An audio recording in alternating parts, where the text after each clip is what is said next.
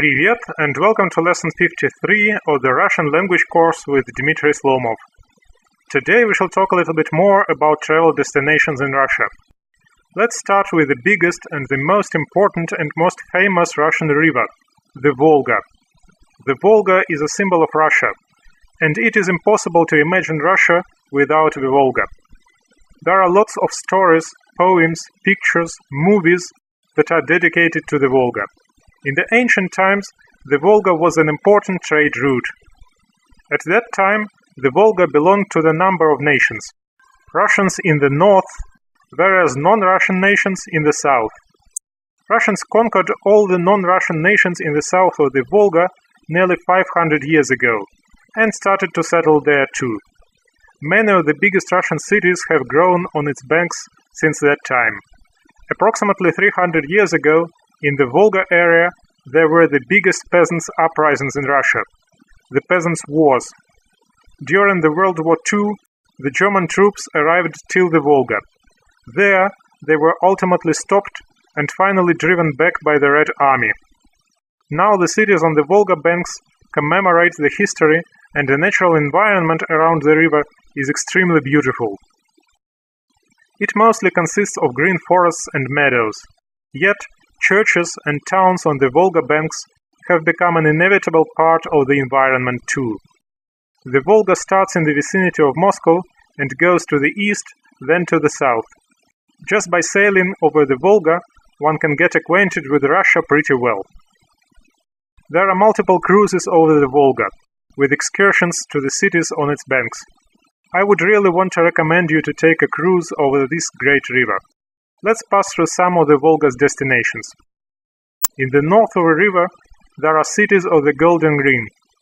The city of Uglich has its Kremlin, some monasteries, churches. There are museums that describe city life in Russia. The city of Myshkin belongs to the Golden Ring too. The name Myshkin comes from the Russian word for a little mouse, myshka. There is a mouse museum and a museum of the traditional Russian winter boots, valenki. As well, there is a complex of traditional Russian peasants' buildings. Nizhny Novgorod, this is one of the biggest Russian cities. The city of Cheboksary, this is the capital of the Chuvash Republic. Chuvashes are a people that is ethnically closer to Turks than to Russians. They are Muslims. So the city of Cheboksary has not only Russian Orthodox churches and cathedrals, but also mosques. The city of Kazan, this is a capital too, the capital of the Tatar Republic. Tatars are Muslims. They are close to Turks, and they are the biggest ethnic minority in Russia. The city of Kazan has its Kremlin, Kazansky Kreml. In the Kazansky Kreml, there is an Orthodox cathedral, the biggest mosque in Russia, and the so-called Lenin Tower. Moreover, there are sites that reflect various historical periods during the last millennium. Kazansky Kreml is a World Heritage Site. Apart from the Kremlin, in Kazan, there are many beautiful mosques, churches, and just buildings, many museums, and so on. The city of Ulyanovsk, before the revolution it was called Simbirsk. This city is closely associated with the revolution leader, Vladimir Ilyich Lenin. His true family name was Ulyanov. He took the name Lenin when he was hiding from the police. Anyway, Ulyanov Lenin spent his childhood and youth in the city of Simbirsk, and to commemorate this fact, the city was renamed to Ulyanovsk after the revolution. Volgograd, this city is best known as a place of one of the biggest battles in the history of World War II. Earlier, the city was called Stalingrad, and the Battle of Stalingrad was extremely fierce. The Red Army had a task of not letting Germans to get to the Volga, and literally every house in Stalingrad became a fortress. Then Russians managed to counterattack and finally won the battle, taking nearly 100,000 German prisoners of war. The battle costed nearly 2 million lives on both sides. Today there is a big memorial complex in Volgograd, commemorating the battle. Many cruises over the Volga continue to the river of Don. which is a place of the Don Cossacks host. There are many different Cossacks hosts in Russia, but the Don Cossacks host is the oldest and the biggest. Traditionally, Cossacks, or in Russian, Kazaki, were free people.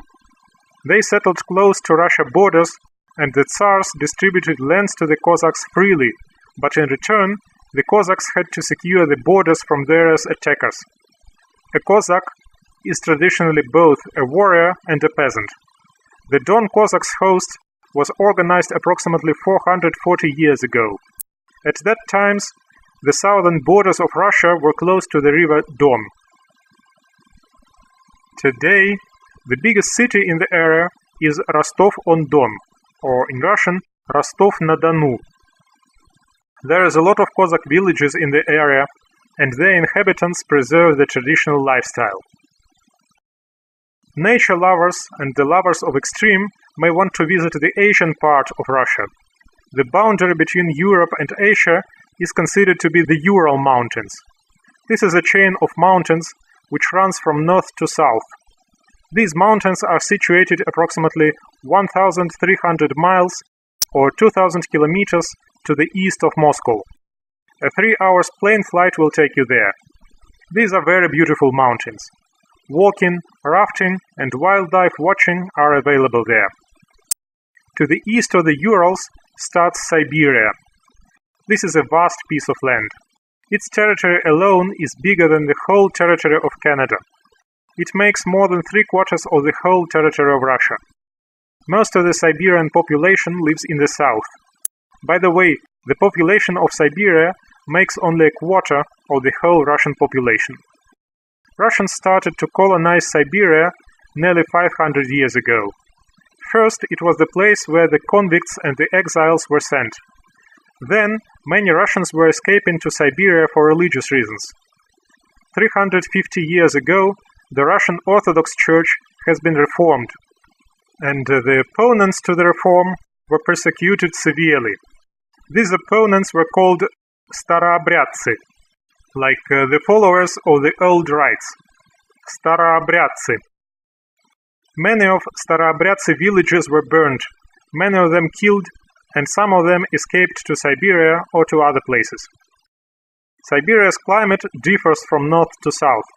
In the north, winters are cold and summers are cool. Yet this is enough for the snow to melt, so in summer, in the most of Siberia there's no snow.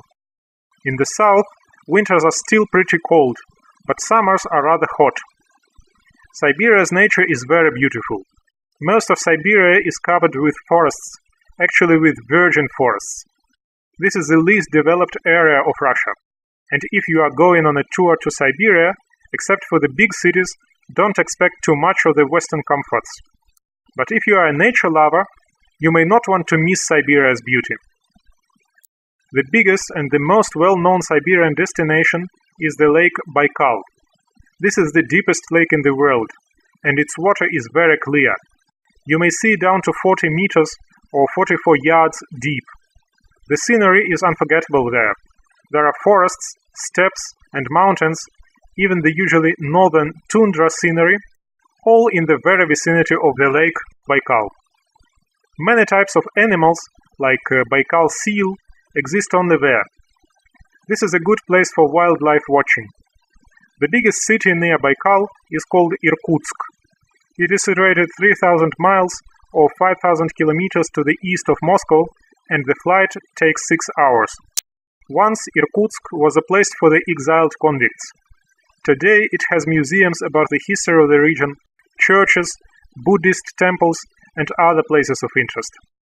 The native population of the area, the people of Buryat, are Buddhists. Some of them preserve their traditional lifestyle. In their villages, you may even meet a shaman, the one who knows to talk with spirits. Actually, the whole area of the southern Siberia may be good for eco and ethnotourism. For example, just less than 600 miles to the west of Baikal lies the city of Abakan, the capital of the Republic Khakassia. Near this city, there are unique natural reserves with rich and extremely diverse wildlife. Different climate areas meet there. On the really small area, there are mountains, great rivers, forests, and steppes. There are ancient writings in the caves, villages of the natives with their shamans and with traditional dwellings, the yurts. There are Russian villages of the followers of the old rite, Staroobryadцы, too, and they preserve their traditional lifestyle. And to the east of Siberia, we have the Russian Far East. It has its special nature, and its special native population too.